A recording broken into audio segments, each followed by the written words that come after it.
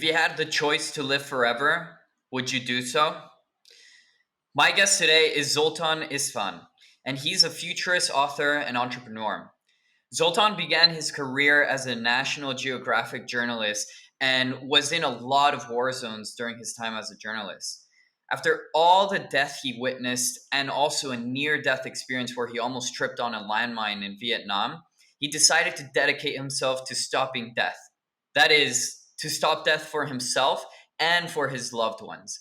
This is what sparked his interest in transhumanism, where he is now one of the global leaders of the movement. So, what is transhumanism? Transhumanism is a social and psychological movement in which the proponents advocate and predict the enhancement of the human condition by developing technologies that are able to greatly enhance longevity, mood, and cognitive abilities. The movement has many goals, but the primary goal is to overcome biological death.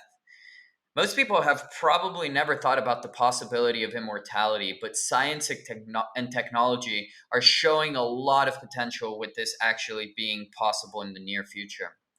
However, is it ethical and moral to live forever? And what will it mean to be human if we are to become more than human? So Zoltan was a 2016 US presidential candidate for the Transhumanist Party, and he is also the author of the Transhumanist Wager. So you are listening to the Inventing the Future podcast, where we tell the stories of the visionary tech entrepreneurs that are solving the world's biggest problems. This is Julian Alvarez, and I'm a Gen Z entrepreneur and a software engineer at Facebook. Now with that, let's go ahead and dive into this thought-provoking conversation on the future.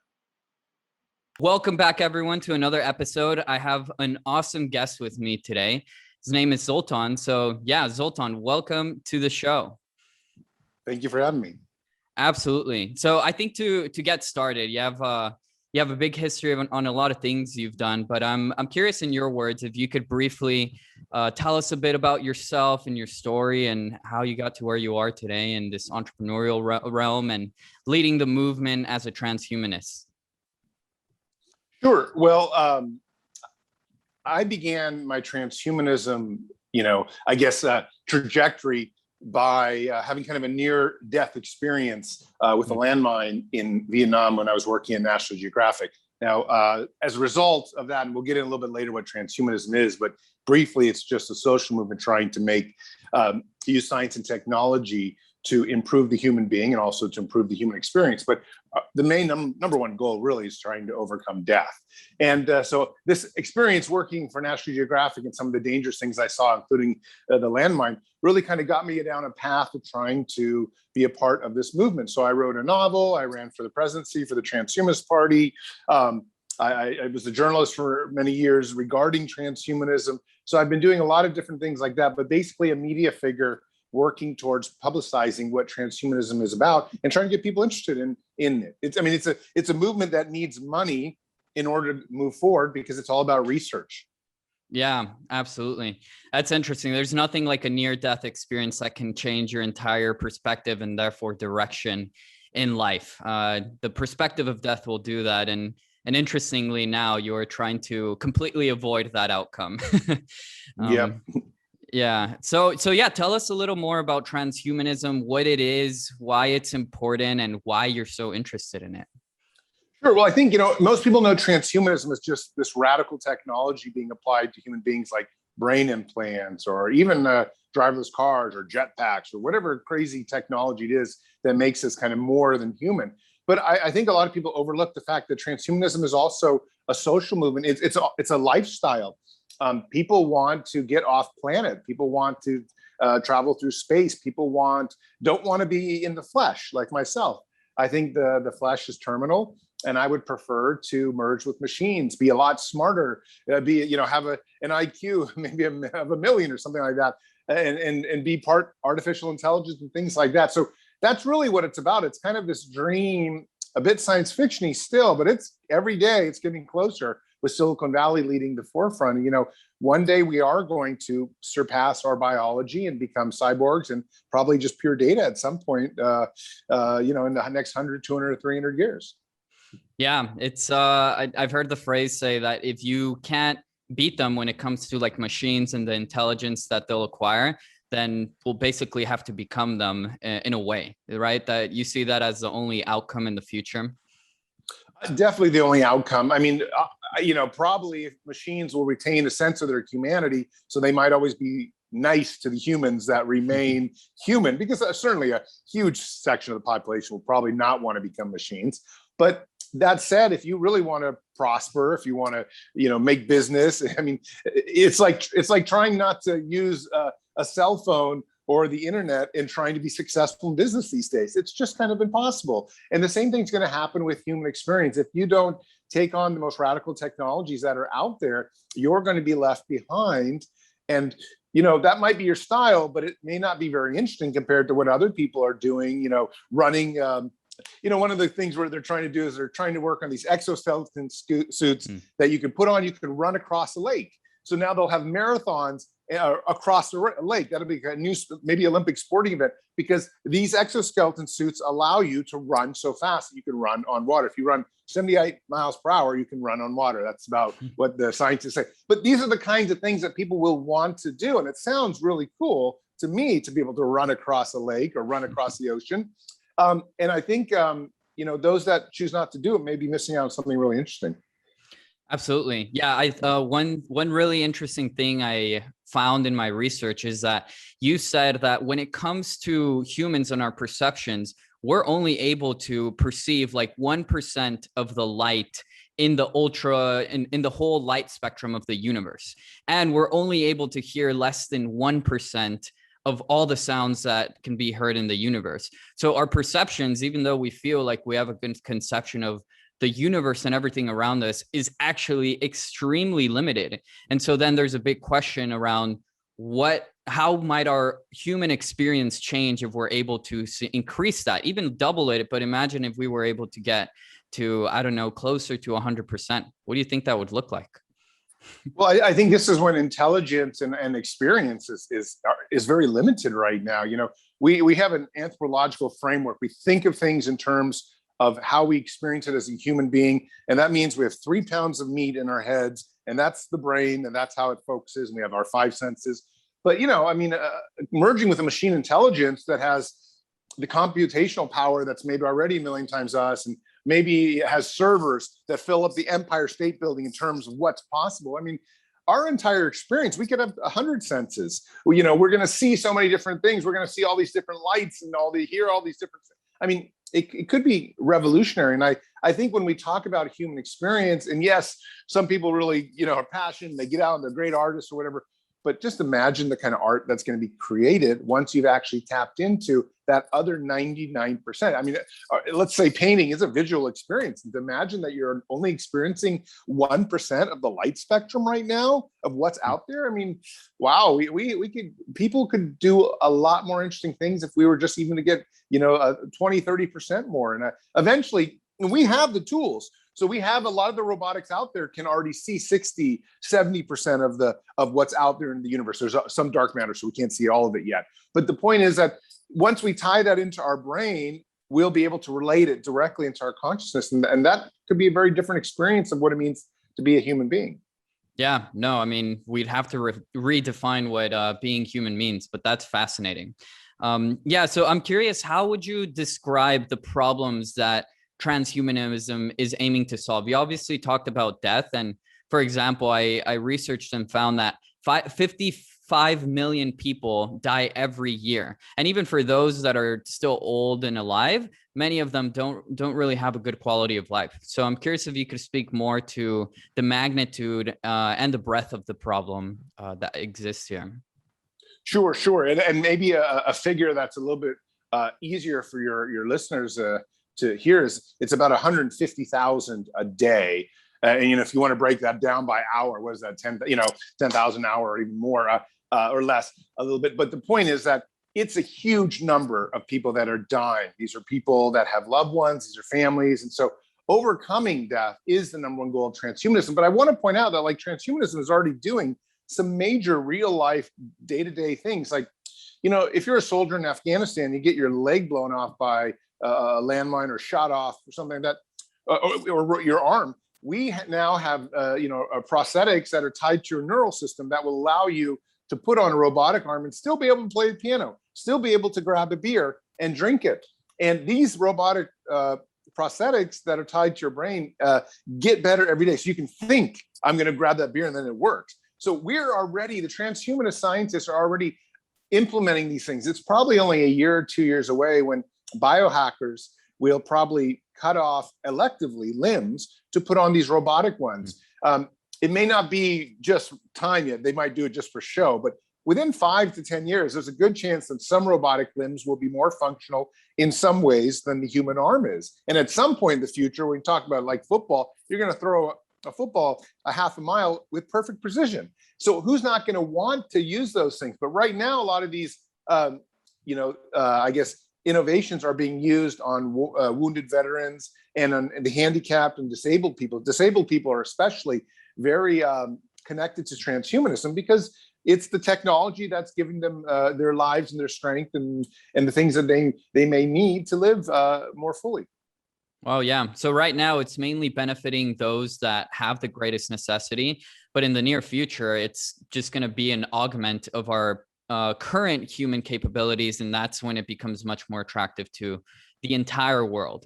Right. I'm curious how you would see the disparity, the economic disparity that might exist, given that these technologies might be expensive. Like what happens in the future if only a small portion of people have access to these technologies? And, we already have great income inequality, and the smart people are just going to get smarter, and there's going to be this huge gap. What do you see as a way to deal with a problem like that? Well, I mean, in my book, the number one problem right now, really in the social, sphere, is inequality, and it's gotten worse during COVID. There's no question about it. I'm a big supporter of a universal basic income, and I have been for now, I guess, 7-8 years from my very first presidential campaign in 2016. So I do think that a basic income could at least put a floor so that people don't starve to death and have housing. We don't have this giant homeless problem and whatnot.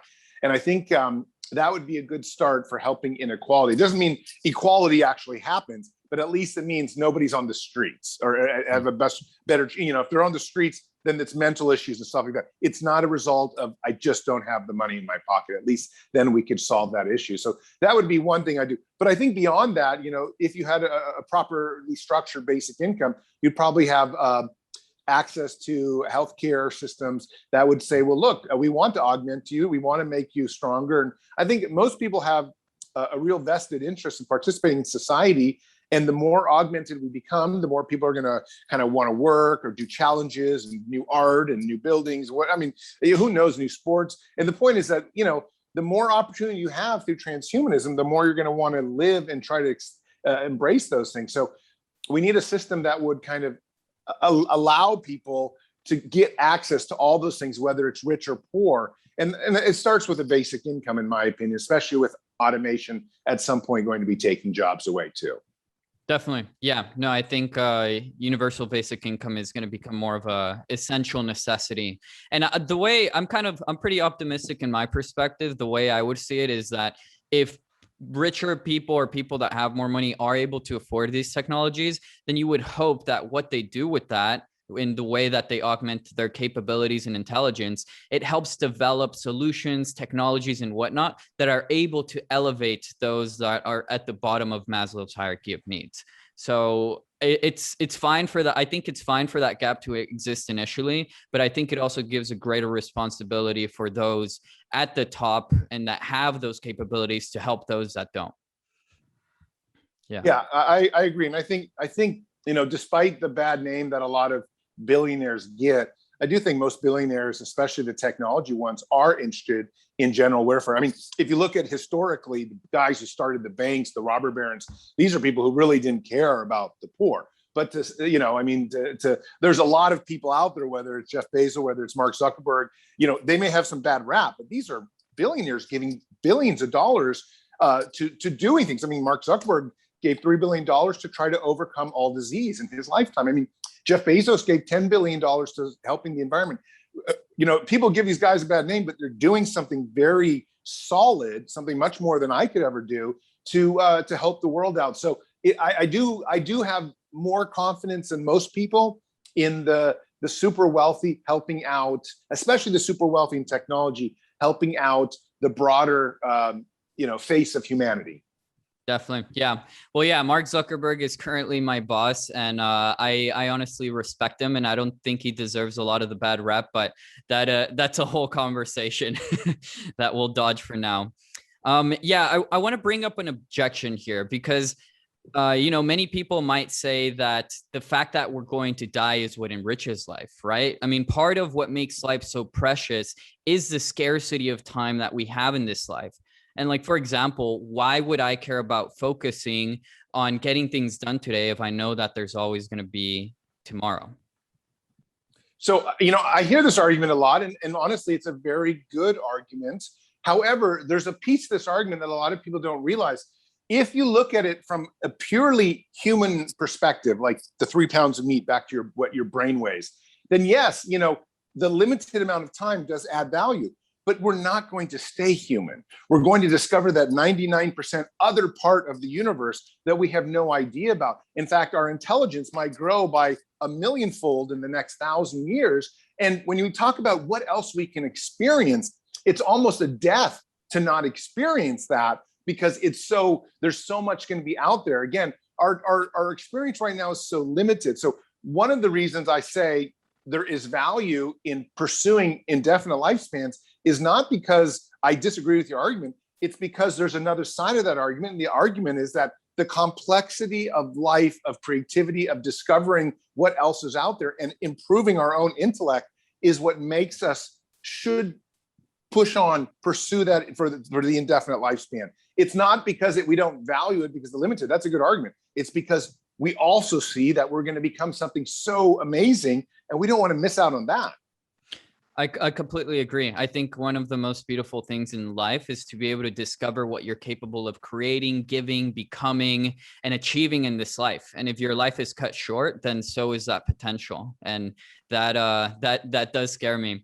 And I think a related problem here that you've talked about is that 80% of people don't care about dying because they believe in an afterlife. And you also cited that I don't know if this is still true, but all 535 members of the US Congress believe in an afterlife, and so does the president. So it's like, how are we going to get these people with the power to actually invest in this sort of idea and movement and technology? And I guess the broader question is how do you go about changing the culture of a country and of the world, given the context of these problems and people's mindsets?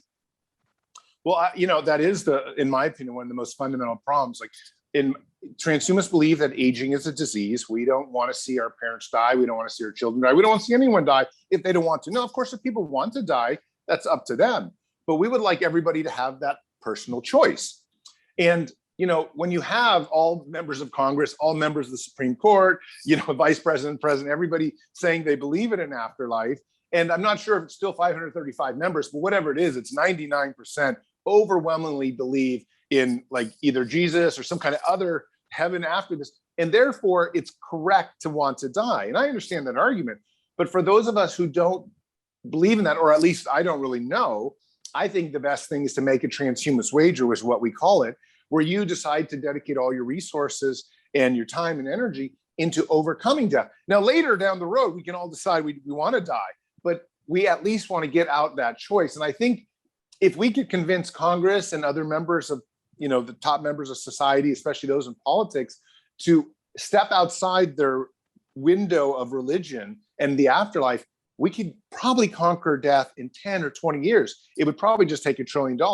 But right now, the NIH, is like National Institute of Health, is really not even funding. It doesn't consider aging a terminal disease.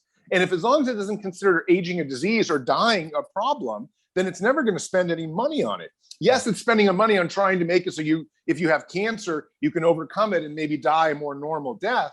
But that's not the same thing as what we're talking about. It's like COVID. We're talking about vaccines. We're talking about eliminating COVID from the planet forever. That's how transhumanists think. And we want to eliminate all diseases, as well as have the choice to whether age or not. That's fascinating. And One thing I'm curious about is that, like, where does this thinking come from you? Because it's very contrarian, right? Like, as we already mentioned, most people don't believe these things. So have you, for example, like done things like psychedelics? And if so, how have they influenced the way you think? Like, how'd you get to these conclusions yourself? Well, I think one of the first things is, and going back to psychedelics in a little bit, I worked as a journalist at National Geographic, and I covered a lot of conflict zones. So I've seen some heavy things, a bit of fighting and that kind of stuff, and just you see a little bit of death and some torture victims and whatnot, and homeless children. You realize all of a sudden, wow, the real world is very heavy and sketchy, and we need to solve these problems. And it's not just a problem of solving it in society; it's a problem of solving death. War wouldn't be such a big deal like they are in video games, because when you die, it's not really death. We could make the same thing here in the real world, where maybe you could get super badly hurt, but you just reconstitute in a way that all of a sudden you're back. People don't have to die from bullet wounds. There are, in 100 years, we're going to look back and say, wow, it's amazing people died from bullet wounds. Why didn't we figure that out sooner? But the point is that we can overcome all these things. And I went through a lot of these experiences as a journalist, seeing some heavy stuff, and it really just kind of propelled me forward to say, I got to tackle death as the number one priority in my life. But that said, I have, had other experiences. Before on the show, we discussed a little bit of whether I had done some psychedelics, and yes, I have. And I got to say they're very important.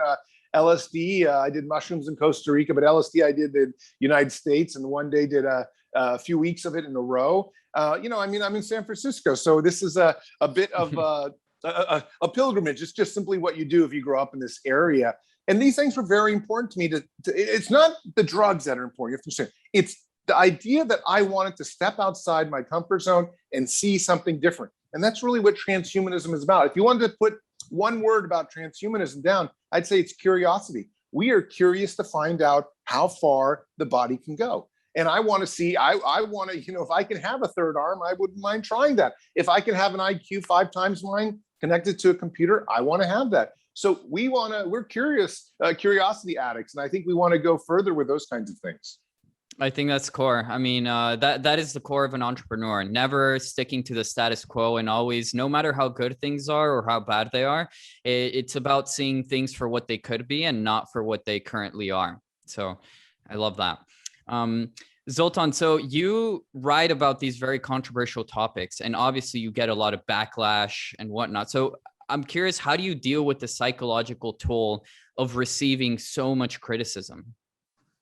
Yeah. No, I get pegged as the Antichrist quite a lot because, in a real way, from a religious perspective, we are trying to recreate ourselves almost as godlike creatures and overcome death, replacing any of the need for those higher powers. But it's not like that. I mean, we care just as much about people. We care just as much about humanity and trying to help one another, maybe even more so. And but the point is that, there is a lot of criticism. A lot of some of my New York Times articles just get bashed and endlessly for days on end. And but it's just part of the terrain. I mean, you had spoken like even earlier about your boss Mark Zuckerberg, getting a bad rap. I have a bad rap myself. I don't believe it's deserved. I'm a nice family man. I got 2 beautiful girls. I'm a good father. But when you're talking about something so wild as transhumanism, overcoming the human body, taking off an arm and putting on a robotic arm, then all of a sudden people really freak out. And that's a natural result. And I think when you lead something forward that is unknown, especially as an entrepreneur or in the new, as an idea, you can always expect a more severe backlash than anything else you might be doing, because it's unknown territory and people are afraid. Yeah, no, that reminds me of one of Peter Diamandis' favorite quotes, where he says that the day before something, it's a breakthrough, it's a crazy idea. So this is kind of like this period where it's like, what? This is insane. But, everything is like that at the beginning until it becomes the norm. It's like Airbnb and things like that. So I love it. All right. So on the topic of entrepreneurship, I'm curious how these transhumanism philosophies and ideas, how have they impacted or influenced the way that you've acted as an entrepreneur and the things you've done as a businessman? Sure. Well, it's interesting because I have had a number of businesses, but none of them have been related to transhumanism. Actually, I had the luck of starting a real estate development company early, in my 20s that did very well during the boom years, and I sold the majority of it. And it's allowed me to not have to work again, at least not have to work physically, like for a boss or something like that. I mean, I still have my investments or whatever. And as a result, I, was as a journalist, I was not really working because I needed the money anymore. I was just kind of like, I was National Geographic. I wanted to be a National Geographic. I mean, you could do the stuff for free if you probably could. But the point is that I ended up, having this real estate business that sold and allowed me for many years and still to do whatever I sort of wanted. And I have dedicated all that time, all that energy to promoting transhumanism, because for me, it's a race against death. Now, maybe you're a little bit younger, you're 20 years younger. You'll probably almost certainly, unless you get cancer or die in a terrible car accident or something, you almost certainly make it to have the choice of an indefinite lifespan, because we're only 10, 20 years away from the different types of technologies that will overcome death. But I'm almost at age 50, am too close. My father died at 73, so I have maybe 25 years left. We better figure out how to overcome death now, or I missed the boat. What a big bummer, Yeah. So I am on a daily basis fighting for this concept. Let me just give your listeners and yourself one statistic. If we can cure death by the year 2030 versus the year 2050, we will be able to save 1 billion lives. That's 1 billion lives. So transhumanists believe they're in a race to overcome death. It's not just a race to, because we think it's super cool. It's because every single day, 150,000 people die. So every day that we make a little bit closer to it, and one day we beat it out by 3 or 4 years, wow, we're saving 150 million lives. So I feel very strongly that I take my time and the money that I made from, selling my company to essentially spending it and using it so that I can just work full-time at transhumanism. Unfortunately, I don't make any money in this arena, because you don't make money as a journalist. You don't make money doing interviews and whatever. But I am making value in terms of the more people that hear about it, the more money goes to the researchers, the quicker we can get to a point where we can overcome death. And I believe every day that I'm saving people's lives. Might not be today, but it will be in 10 or 15 years. Yeah, I love that. No, and I love the initiative and the influence. It kind of reminds me of Elon Musk's philosophy with Tesla, where it's like he doesn't really care who ends up doing electric cars. And if someone else ends up building a better company, it doesn't matter. His goal is if Elon was able to accelerate the pace at which we get to electric cars by 10 years, then we're already saving the planet by a significant amount. So it's not necessarily who does it or whatnot. It's about getting there as soon as possible because of the impact that results, not only the short term, but in the magnitude of the long term. Cool. So Zoltan, I know we're almost out of time. I want to ask two quick questions. One is, if you could teach all entrepreneurs one concept related to life or entrepreneurship, what concept would that be? I think, to be honest with you, this is a little bit strange, but I was going to say, whoever you choose to partner up with in life, either marry or whatever, it doesn't matter, whatever your choice is, or who, him, her, she, whatever, it doesn't matter. But whoever it is, almost all of us end up being with someone for long periods of time.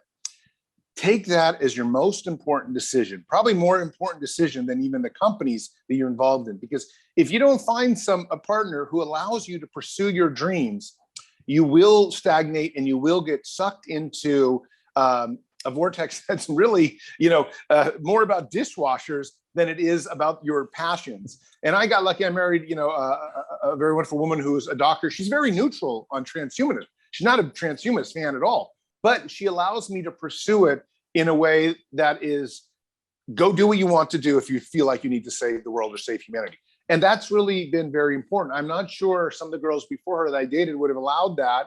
And I think so. If you have one real big advice, take time that you find someone who is an enabler of your dreams, rather than, or at least neutral, rather than somebody who really is going to say, hey, this is our life. We have a baby, blah, blah, blah. You need to focus on the house or focus on work.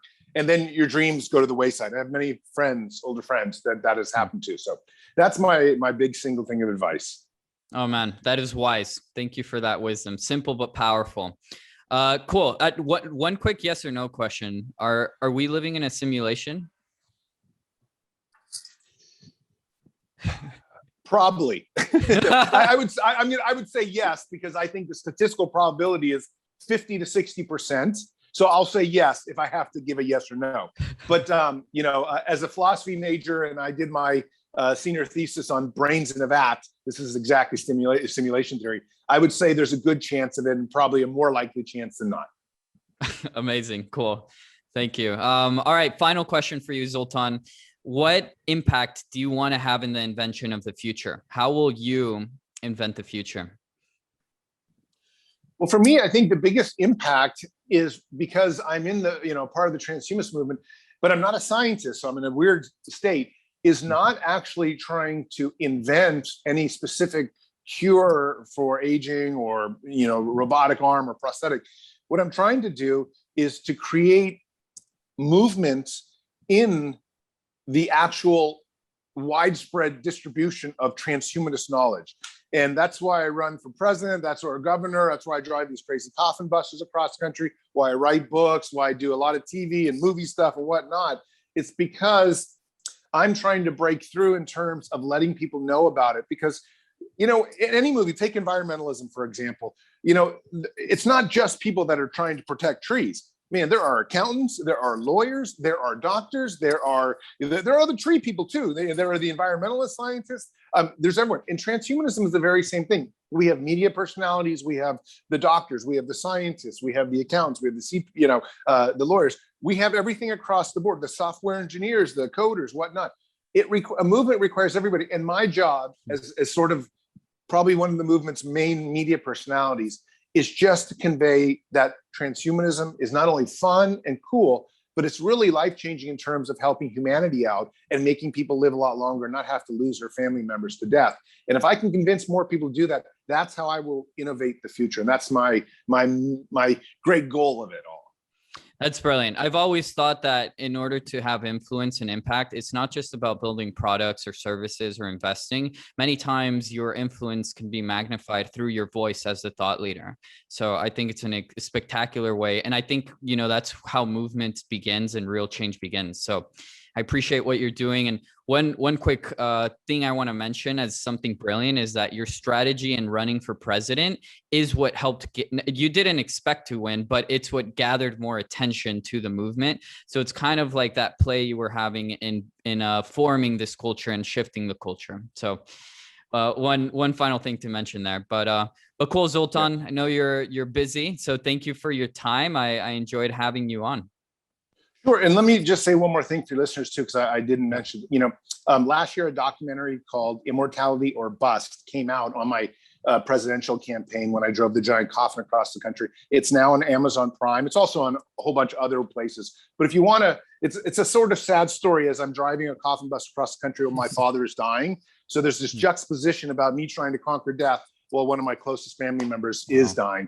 But at the same time, it's a beautiful feature documentary. So if your listeners are interested in it, it's well worth watching for 70, 80 minutes. And it really explores the transhumanist movement, because we went across the country to all the different transhumanist groups in America and joined rallies and stuff like that and saw what they were doing. So it's a good road trip movie to discover transhumanists. It's called Immortality or Bust. And the easiest way to watch is on Amazon Prime. Oh, cool. Yeah. Wow. That is quite the dichotomy between preaching for life, but also being worried about the death of a loved one. It'll make you cry. The movie is very sad because it doesn't end well, of course. And that's the whole thing about transhumanism. It doesn't end well unless we can overcome death. So, but I think a lot of people that have watched it really liked it. Yeah, I think the great thing is that we're empowered more than ever today to be able to work on technologies and things to be able to guarantee a better future. So thank you for contributing to that movement and to a better life for all humanity. So awesome. Thanks again for coming on, and I appreciate it. It was fun to talk. Absolutely. Thanks for having me on. Cool. Awesome. Thanks for listening, everyone. And we will catch you on the next episode. Take care and be infinite as always.